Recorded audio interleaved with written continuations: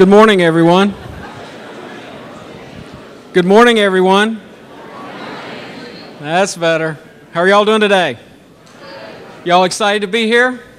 Excited as I am? We got a good program for you today. My name is Jimmy Travis, for those of you who don't know, and on behalf of NCDOT's Leadership and Management Development Association, better known as LMDA, I'd like to welcome you to today's session, Discovering the Leader in You. I'd also like to congratulate you on successfully investing in your future here today. As you look around, we have a full house today, almost 300 folks here. We had more folks sign up than this, a lot of interest in our session today. That's certainly refreshing and encouraging both, to know that so many of us want to be able to be here and to listen to what our leadership has to share. I'm sure you're not surprised that there were a few hundred other folks that would have liked to attended the session today as well, but our auditorium does have limitations. But don't worry, we're going to be videotaping the session today so we can put that online to share with the rest of our DOT staff. I do have one announcement for a change in the agenda today. Unfortunately, our Chief Operating Officer, Mr. Jim Trogdon, was not able to be with us because of an unexpected call to duty. However, as any great leader does, Jim has searched out and sought out a very capable speaker to replace him and share some important keys for leadership today. So I'm pleased to announce that Mr. Tom Bradshaw will be joining us shortly to speak later today. A few logistics as a reminder. If you should need to step out, please feel free to do so. Remember that we will be videotaping today, so please be as quiet as possible. I know that we all have these electronic tethers that we're attached to. Some of us have multiple of them. Please take a moment now, if you would, and turn those off or move them to silent so they won't disturb our speakers and our session as we're moving through the morning. Today we'll hear from 3 guest speakers and have a Q&A segment that will answer previously submitted questions for our speakers. We'll try to cover as many questions as we can, time permitting. Now, what I would like to do without any further ado is we'd like to get started by introducing a person that we all know and appreciate to share some insight and opening remarks for our session today. Gene Conti was appointed as Secretary of the North Carolina Department of Transportation by Governor Beverly Perdue in January 2009. He brings more than 33 years of public service and private business management experience to the department, including a previous cabinet-level appointment as Secretary of the Maryland Department of Labor Licensing and Regulation. As many of you remember, Mr. Conti served as Chief Deputy Secretary at NCDOT from 2001 to 2003. He was responsible for cash management, safety initiatives, transportation planning and programming, and technology. Before his appointment to Chief Deputy Secretary, Mr. Conti served 3 years as Assistant Secretary for Transportation Policy at the United States Department of Transportation in Washington, D.C. Prior to returning to NCDOT, he was a District Director for PBS&J's Mid-South District, overseeing all business development efforts and community relations. As Transportation Secretary, Mr. Conti is leading the department's efforts to improve transportation in North Carolina. He has focused on removing politics from decision-making, installing a professional management system internally, and making the department more open and accountable to the public. Mr. Conti currently chairs AASHTO's Standing Committee on Rail Transportation and is on the Standing Committee on Performance Management. He is currently a member of the Transportation Research Board of the National Academies, TRB, and North Carolina State Institute for Transportation Research and Education, ITRI, as well as a past chair of the U.S. DOT Safety Council and U.S. DOT Task Force on Rural America. Mr. Conti earned his Ph.D. in anthropology as well as his master's degree in policy sciences and public affairs from our own Duke University. He also holds a Bachelor of Arts in sociology and anthropology from Eastern Michigan University. Mr. Conti is a native of Pittsburgh, Pennsylvania, and a longtime resident of Raleigh with his wife, Betsy, and they have 4 children. It is with great pleasure that I'm able to introduce to you today our leader and Secretary of Transportation for North Carolina, Mr. Gene Conti.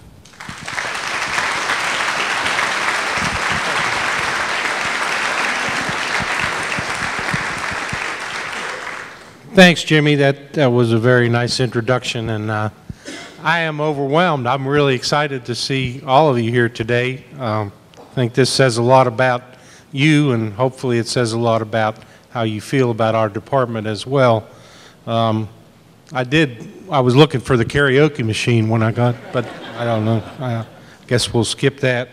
The other thing I will say, you just as a leadership tip, I was the Secretary of Labor and Licensing in Maryland, and under that department was elevator inspections. And I tell people that if you get in an elevator in Maryland and you see my name, get out, because I haven't been there since 1998, so may not be a very safe elevator.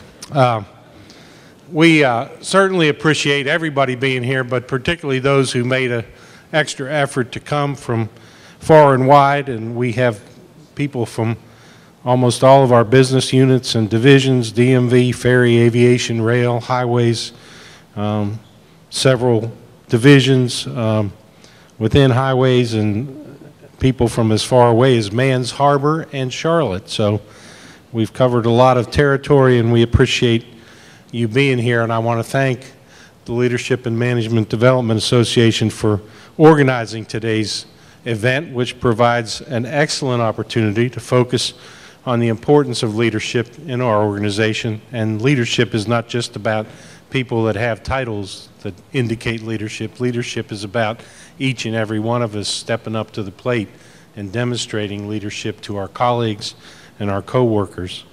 I want to recognize Linda Fuller in particular, who leads this organization and the executive board, and also Adrian Atkinson, the Professional Development Committee Chair. So let's give them a little round of applause.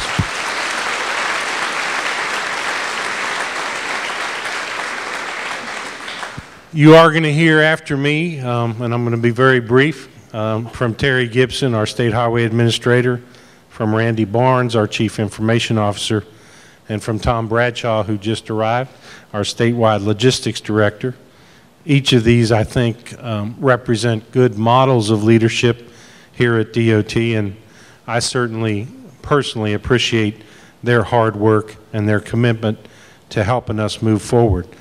But as I said, we have effective leaders at all levels, and we're asking you, as part of this organization and as part of your professional development, to continue to be a leader, to come to work every day working as a group to move our department forward and to really change the face of North Carolina through transportation investment and preservation of our system. The public expects a lot of us, and I think in 99.9% of the cases we have demonstrated, I think, that the public's trust is validated by our work. We need to honor that public trust each and every day. We need to value the goals that we have: safety, mobility, infrastructure, health, making things work well, and having this be a great place to work. We need to continue to look to the future, to look to improve. You know, we can learn a lot from our past mistakes and things we have tried and didn't work, or maybe things that we tried and did work, and so we want to spread them around the department. So looking to the future is always important, even while you're learning from the past. We need competence and knowledge and collaboration. You know, the fact that we're all here together indicates that none of us do this by ourselves. We don't succeed by ourselves. We can have outstanding performance in individual areas, and we want to recognize that. But the real effort is the team effort, the collaboration, working together to succeed. And we need to remain committed and disciplined and focused about what we do. So these are just a few of the qualities that we need you to demonstrate here at DOT. We appreciate your commitment to that. If you are not a member of LMDA, I would encourage you to consider joining. I think this event today demonstrates that the organization is effective, that the organization is valued in terms of professional development. So I thank the organization for organizing today's event, but continuing to work with all of us throughout the year, and I look forward to the Q&A session. Jimmy?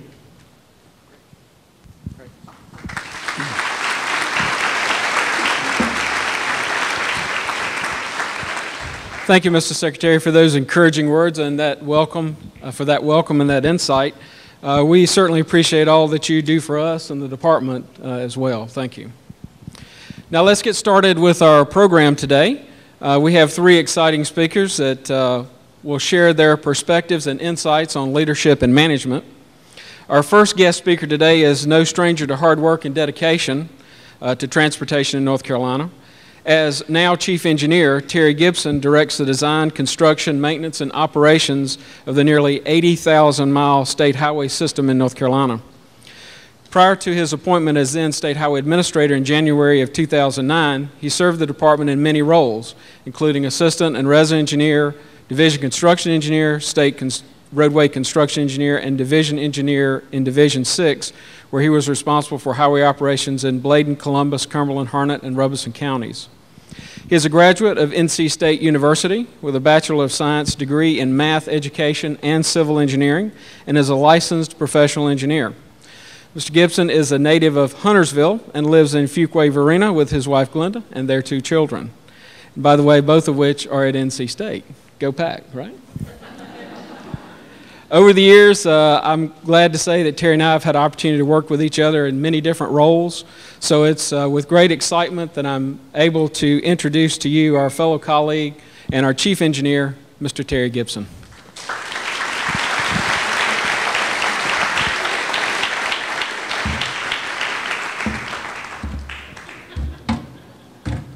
It doesn't fit.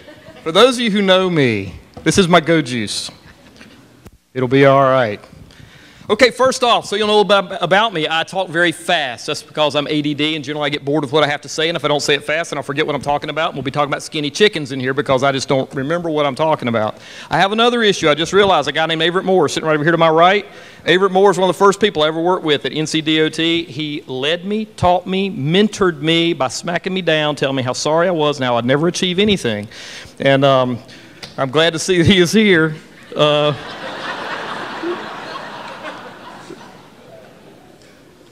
One of the people that I cherish the most in the world is Everett Moore's friendship, because over the years, I'll be very, very honest with you, he taught me probably more about this organization in the first year or so that I worked with him than I've probably learned since. So, Everett, I do appreciate you tremendously, man. Management versus leadership.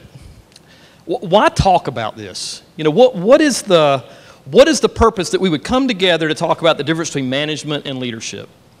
Well, because I think that organizations that are successful clearly understand the difference in the two concepts. And I think it's important that we start with this understanding of concepts. John Cotter, who is a professor from Harvard Business School, he says this. He says, most United States companies today are overmanaged and underled. Overmanaged and underled. I will submit to you, is that an issue we have at NCDOT?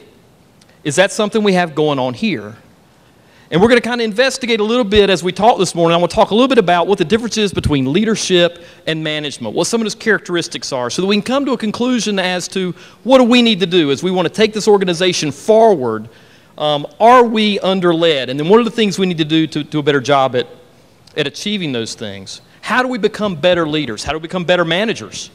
What skill sets should we endeavor to practice and master? Because here will I submit to you, everybody in this room has the ability to manage. Everybody has some of those skill sets. Maybe they aren't as mastered as we need them, but the reality is we all have them, and we all have the ability to lead. And everyone in this room at some point in time in your life has led. Somewhere, somehow. And we're going to talk about that a little bit as we move forward as well. So let's just jump right in. First, let's begin with the understanding of the differences in the two concepts. We manage things. Now think about that. We manage things. We manage stuff, right? We manage, let's see, widgets, goobers, whatever it is you're out there. You ever seen a kid like giving out M&Ms? He's going to manage that bag of M&Ms so he gets the most of them, and his friends get the one he drops on the ground. He's managing his stuff, right? You've seen it happen. We manage resources. We manage our money. If you got a checking account, I hope you're managing it, or people are coming to see you. You manage the way you pay bills. I submit to you, you have managed toilet paper. That's right. Oh, you know what I'm talking about. Everybody in this room has been stuck on the throne at some point in time. And you look to that little roll, and it is down to like the last one time that it went around because somebody has left you stranded. You got like 6 sheets, and you got a 12-sheet problem. And you've all been there, right? And you will manage that toilet paper. You know you'll do it, and you'll manage it to success, won't you? You see, so I'm telling you, you've got the skill sets to manage scarce resources. Leadership. What is leadership? Leadership, we lead people. People are led. You don't lead things. Things that can't follow you aren't led. You lead people. You will lead groups. And let me put it this way. If you think you are a leader and you find yourself out leading and you turn around and are alone, you are not a leader. If you don't have a follower, by definition, you are not leading. You are on a walk all alone. Okay? So there's leadership. So you got leadership and you got management. I will submit to you that in your life you have led something somewhere. You've convinced someone to go with you somewhere. You've convinced someone this is the way we ought to do something. When you do those things, those are leadership skills. So those are the very high-level basic differences. How do we manage things? Let's talk back to management again. How do we manage things? We use things like data, metrics. You'll hear us talk about target levels of service. You'll hear us about measuring success. You'll use observation. Yes, we're achieving the outcomes that we expected to achieve. You'll use systems, stars systems, dashboard systems that will tell you how we're performing. You can look back in quarterly or some period of time. You can say, I am managing the program to this point, or I am not managing, and we need to make a change. That's management. You're managing things and stuff and outcomes. Mandate charts, critical path charts where we're looking at CPMs. This is what we manage, right? We say things when we manage like on time, on budget, on schedule. That's a whole management philosophy. It's tangible. Leading involves people, and that sometimes makes leadership more difficult because people have opinions, and sometimes they don't agree with you. And people have individual thoughts. And I will submit to you today that people determine who the leader is. You can't appoint the leader. The leader is chosen by the followers. And it's based on the abilities and the skill sets and what you bring to the table. Kindergartners get this. Think about it. You ever been around a bunch of kindergartners? It's time to go out to play. Make a line at the door. What do they all say? I want to be the leader. I want to be the leader. They go run to the door. I want to be the leader. I want to be the leader. And so they put somebody in front, and they understand they are the leader. Why are they the leader? Because they're going to be the ones that get to take everybody out to the playground, and they're going to follow them. They understand if they turn around and there's no one there, they get mad. I'm the leader. Follow me. You ever witnessed this? Okay, there you go. It's leadership skills. Look, we get it from a very early age. If no one is following me, then I am, therefore, not a leader. If you have to force people or require people to follow you because of your position, your attitude, your thoughts, whatever you think, you are not the leader. By definition, you are not the leader. You might be the dictator. You might be the master. You might even be the boss. I submit to you, you don't ever want to be the boss because backwards, that's a double SOB.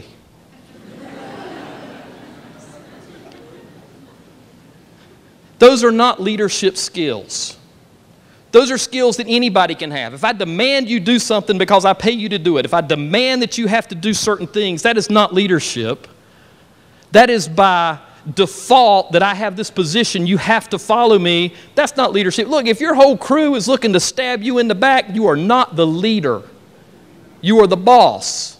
If when you leave, they don't continue espousing your values, if when you walk away, the organization doesn't continue to run, your crew doesn't continue to do the things you want them to do, if they don't own it internally and continue to do it on their own, then you are not the leader. Right? You've just set up a group with a list of rules and a list of outcomes you want them to come to, and they're doing it because they're scared of you, not because they want to go and therefore follow. And then, and we see it on battlefields, when the leader goes forward and the men go with the leader because they are endeared to that person, because they all have a common goal and understanding, and it's in here. Leadership is about here. I'll submit to you that leadership involves service. As the leader, if you are not serving, then you are not leading. Leaders serve their people. Leaders in general are humble. Leaders don't necessarily think they're the best. They understand their weaknesses and they use their resources incredibly well. They fulfill their weaknesses with people that are stronger in those areas than they are. That's leadership, recognizing it. Not having to have the spotlight, but more interested in the outcome. More interested in the vision, more interested in the change that makes us better. That is leadership. If it's all about me, if it's about getting your name in the headlights, odds are you're not the leader. Okay? You're a figurehead. You're something else. But if you're not espousing your people to be better, if you're not working on their heart, getting them to understand and internalize what it is you're trying to achieve, you're not leading. Okay, and that is the big breakdown with our leaders, because let me tell you what this takes. To get people to go along with the way you're thinking, it takes work. It takes work.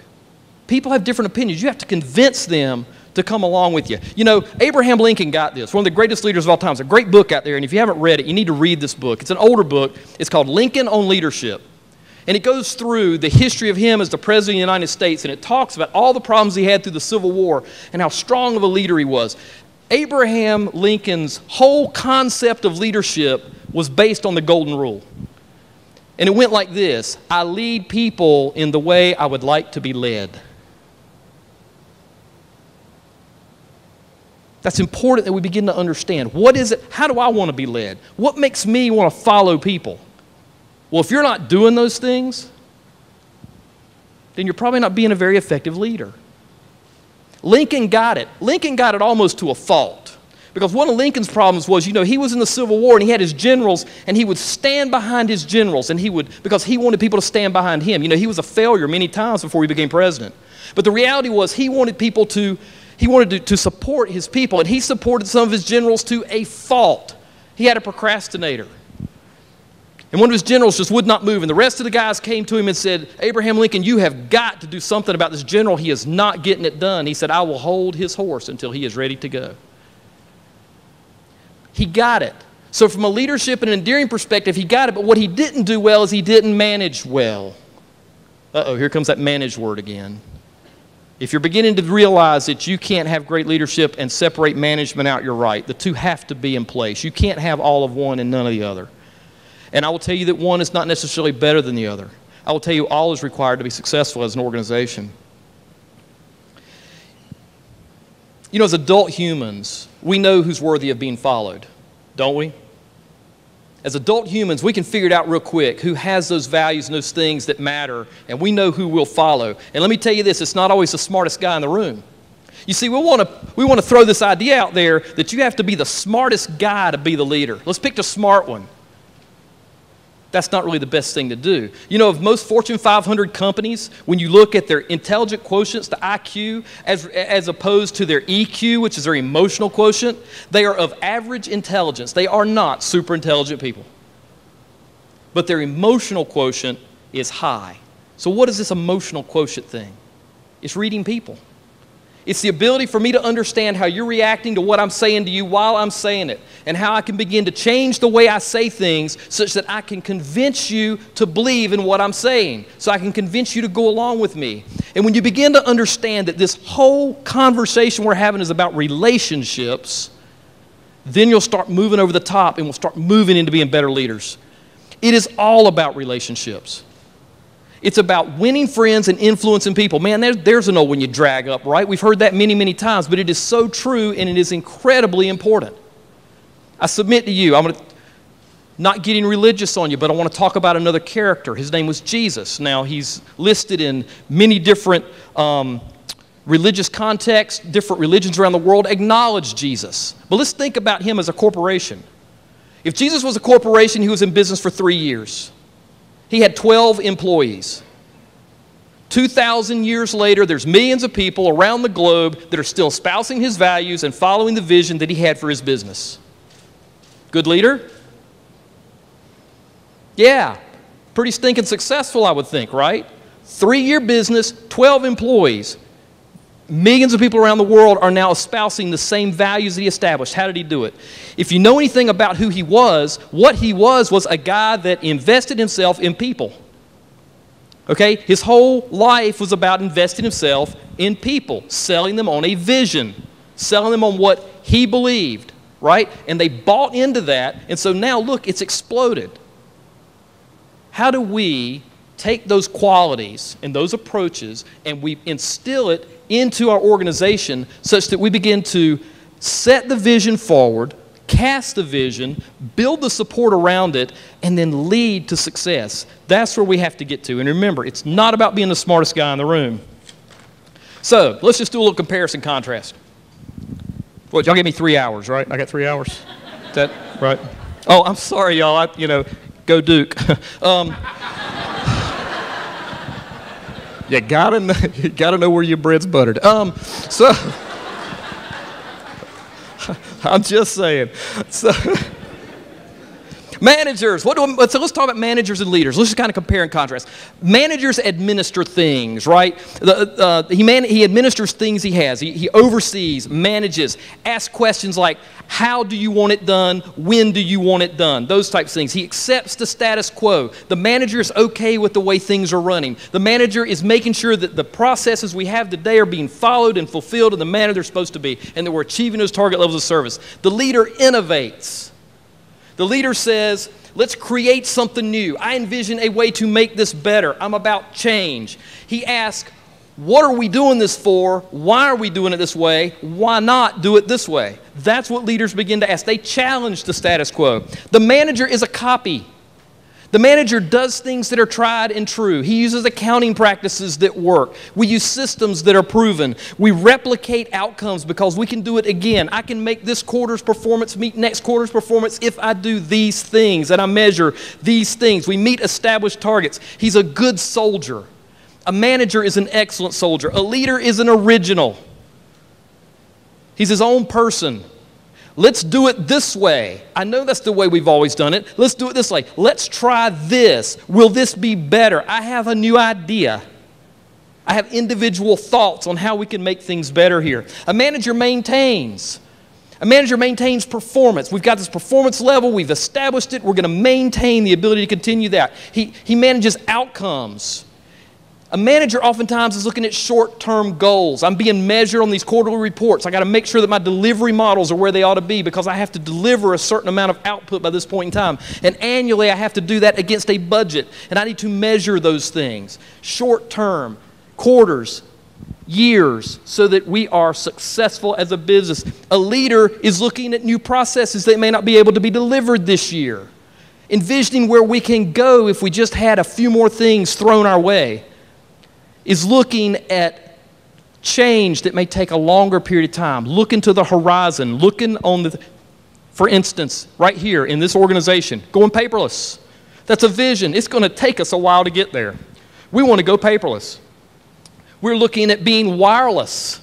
We're looking at bringing technology into the field to do things we've never been able to do before. That is vision casting because, guess what? All that's not there yet. We have a ways to go. In the meantime, we still have to manage what we do. So it's this balance of these things that we have to do. Managers focus on systems and structure. They rely on control, expectations, requirements, standards, due dates. Everybody knows about due dates, right? Data. They look at process. That's what managers do. They manage things like that. Leaders inspire trust. They support creative thinking. They influence people through positions. They try to influence the change. They try to say, hey, follow me. Let's go this way. They embrace change. That's a hard word, because we as humans don't like change in general. Adult humans hate change. If you don't believe me, if you've ever been at a place of worship anywhere on a Sunday or Saturday in this country, go in and sit in somebody's seat and see what they look at you like. You think people like change? You take their seat in a church and see what happens. They will go from saints to sinners in a blink. I'm telling you, right? We don't like change. Don't move my stuff. Don't clean my desk. My gosh, somebody drove my truck, right? I'm telling you, we don't like change. Don't do things differently. Leaders embrace change. We're not afraid of change. Leaders educate and they support. Managers have their eyes on the bottom line. They're focused on the down and in. Measurements, metrics, details. Follow the path that has been established. Stay within the bounds of what we know. That's management. Make sure we have enough to get there. That's important. Leaders look up and out. They're making sure we're not tripping over our feet. They're looking at the best way to get there. They're blazing new trails. They're cutting new paths. They're looking at where to go next. They're implementing change. The key, the manager does things right. The manager does things right. It's auditable. I can go look and see a manager and I can see how he managed to the outcome that he did, and I can tell you how he got there. I can audit it and I can say he did the right things. He followed the right process. He is defensible in what he did. He is explainable. He is on budget, on time. Leaders do the right things. Leaders do the right things. In an underled, possibly in an underled organization or an underled areas in an organization, here's one of the things we really have to start buying into. Leaders have integrity. Leaders are trustworthy.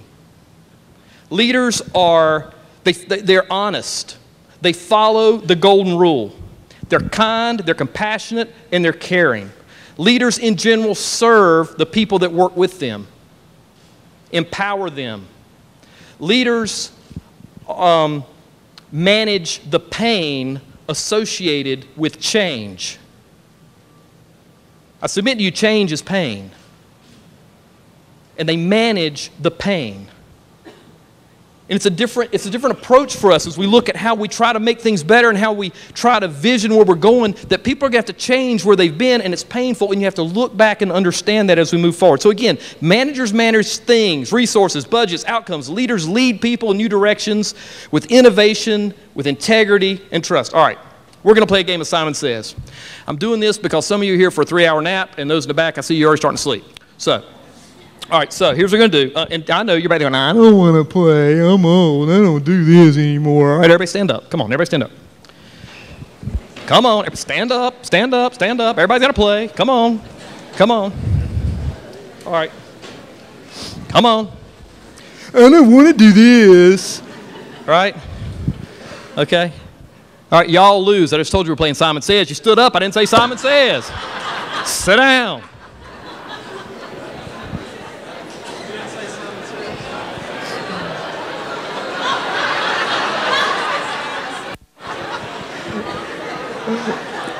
Simon Says, sit down.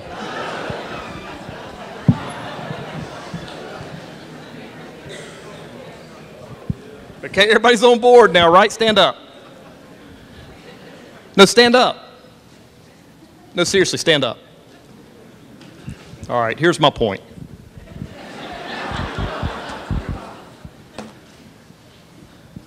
The first time I convinced you to stand up, because of my position as being the speaker in the room, I have the microphone. Therefore, I tell you to stand up. But before I did that, I said, we're playing a game of Simon Says. Everybody here's played Simon Says before, right? Everybody's played Simon Says. Everybody's doing this, right? I tell you to stand up. I say, we're playing Simon Says. I tell you to stand up. You all stood up, right? You all lost. Then I said, sit down. I didn't say Simon Says, sit down. Most of you sat down. Some of you didn't because you were paying attention. Then we all sit down and I say, stand up. Nobody stands up. And the reason is because now you're beginning to doubt what I'm saying to you. Let's think about this as a leader. If you don't have integrity, you're not trustworthy and you're not honest, your bucket of trust runs out real fast with your people. You dupe them, you coerce them, you get them to follow you by using underhanded tactics, and that runs out quick. I duped you into standing up using an underhanded tactic. I said it quickly, and I've got the power of the microphone. Now you don't trust me. If I say anything, you're going to double guess me. You're going to listen. Did he say Simon Says? Did he really mean for me to do that? What am I going to do? You take that into the work environment. You burn some of your people a few times, and they start questioning what you're doing because you burn them by not being honest, open, upfront, trustworthy. Then your trust starts getting burnt. And the next thing you know, it slows down your opportunity to make change and to lead change in the organization you're trying to work in, or the group you're working in, or the squad you're working in. This trust thing is huge. Leaders have to be trustworthy. They have to be honest, above reproach. And guess what? When they screw up, you better admit it. Leaders step up and go, I messed up. I made a mistake. They apologize. Leaders don't coerce, they encourage. They sell, they don't force. They convince.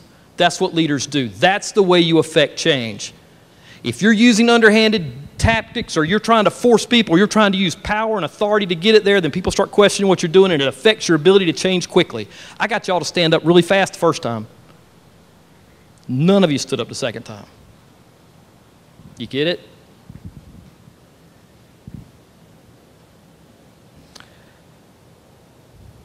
Leaders cannot afford to lose trust. We can't afford it. You got to be willing to take a few steps backwards sometimes. You ever try to walk through the woods and you get in the briars and all of a sudden you go, my gosh, I better back up and go another way? Sometimes stepping backwards is to gain.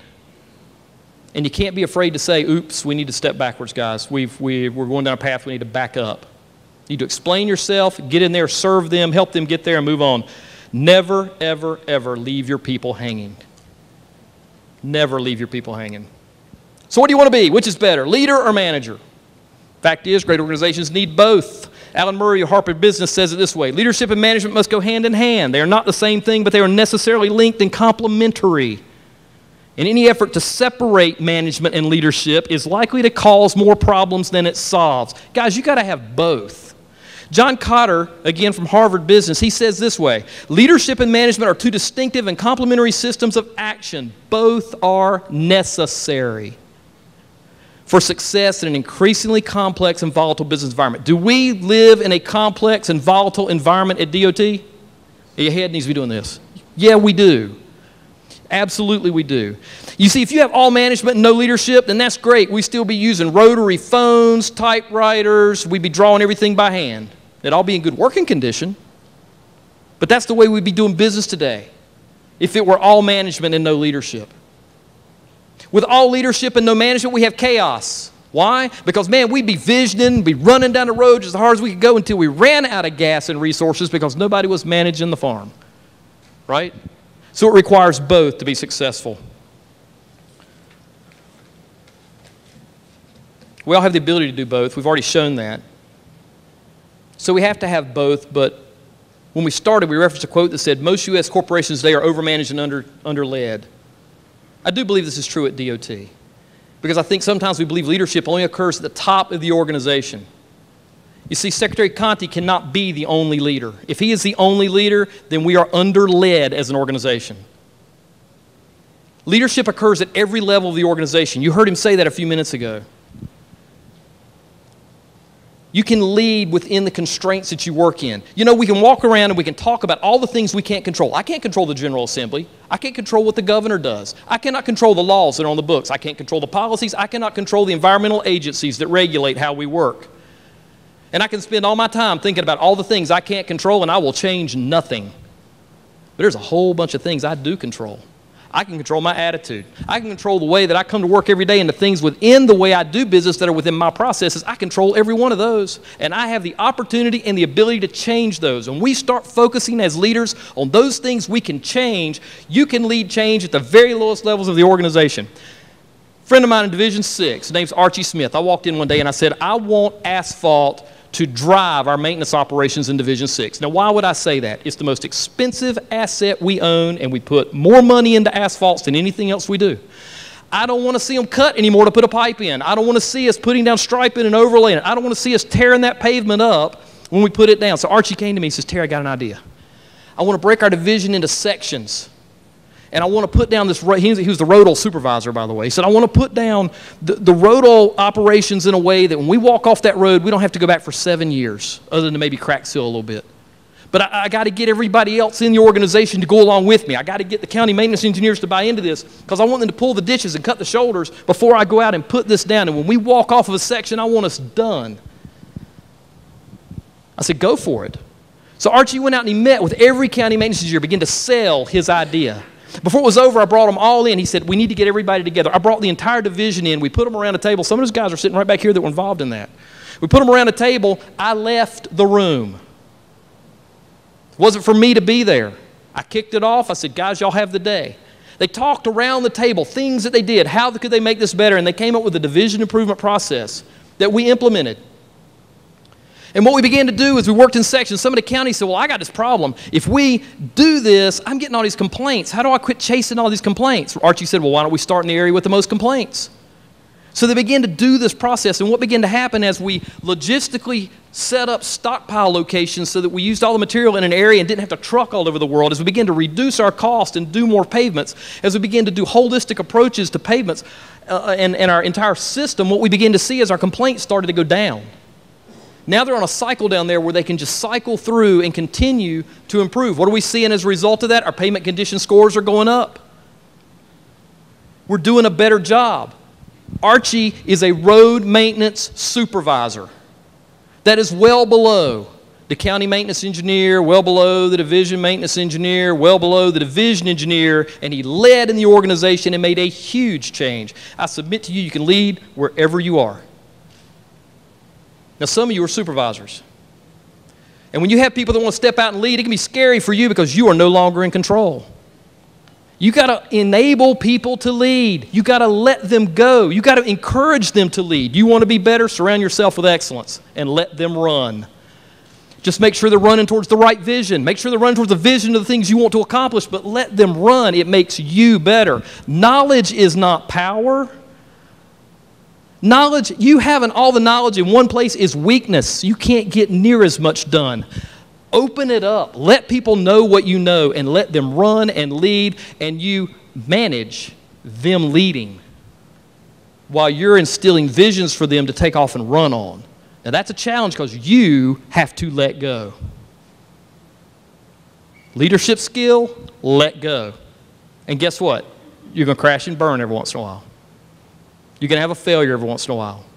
Try to mitigate the failures, learn from them, move on. Try not to let them be catastrophic failures, but let it go.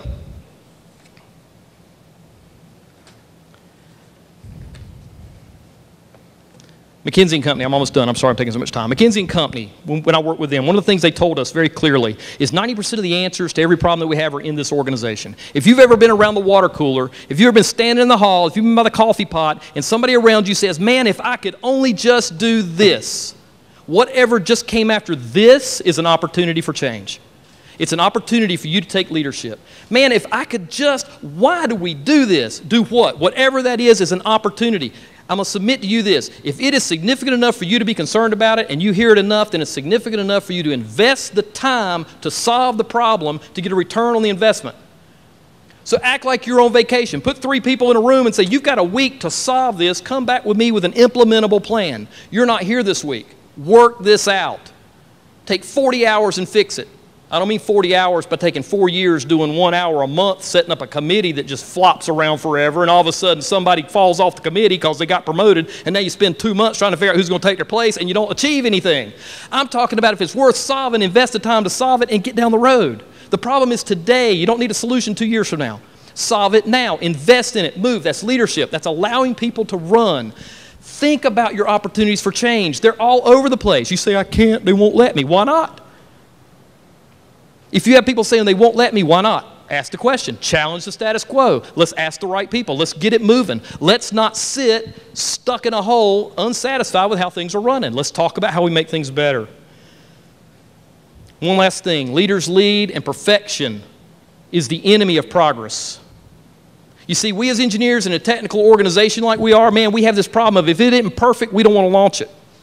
If you wait for perfection, it will die on the vine because you will never get it perfect, because I know some of you, and you can't let go. The reality is we engineers like things downright stinking perfect. The Pareto principle says 80% of the solution can be developed in 20% of the time. It's the last 20% that kicks your butt. When you get 80%, start. We'll do course corrections along the way. Let's get it moving. Let's start in the right direction. We will adjust as we go forward, but we will be moving. Because I'm going to tell you this, you think you're a leader and you're standing still, you're not leading, you're standing. You can't stand still and be a leader. Leaders move. You can't have a follower if you're standing. You're a group. Right? Without motion, you have no followers. You're just a group. Trying to figure out who's in charge. So, management versus leadership. Both are essential. 100% of one and 0% of the other, we fail. We manage resources and things, and we lead people, generally through change, which is pain, which means we have to lead people with our hearts. We have to be humble. We have to serve them. We have to understand their needs. We have to communicate, communicate, communicate. And when you think you've communicated enough, you have to communicate some more, because an adult human takes 9 times to hear what you said. And you can't say it the same way every time. And all you guys sitting here who's married and you've been watching football on a Sunday, you know what I'm talking about. Honey, take out the trash. Honey, take out the trash. Listen, it might be 18 times before you hear it and get up and go take out the trash. Or maybe you just choose not to hear. But anyway, the point is we're busy people. There's a lot of stuff going on that's coming in over the top. Hey, do this, do this, do this, and we don't hear it. And so we say, hey, we don't communicate well as an organization. That's one of the biggest complaints we hear. No, we communicate a lot. Everybody's busy. We don't have time to hear. And the reality is we got to do a better job. So as a leader, you have to begin to understand I have to over-communicate. I have to communicate more than I feel like I have to communicate, which means you repeat yourself a lot. John Nance gets so tired of me telling him the same thing over and over and over and over and over and over again. And Lord, he gets it the first time. He's one of the few who hears everything. But the reality is I have to say it over and over so I'll remember. I told you I was ADD and I forget what I said, so that's just the bottom line. Most successful business leaders today have average IQs. Real high EQs. It's all about relationships, folks, about understanding the people you're talking to. They know how to win friends and influence people. Remember, if you think you're a leader because of your position and your rank, and you look around and ain't nobody following you, then you are on a walk by yourself. You are not a leader. Thank you.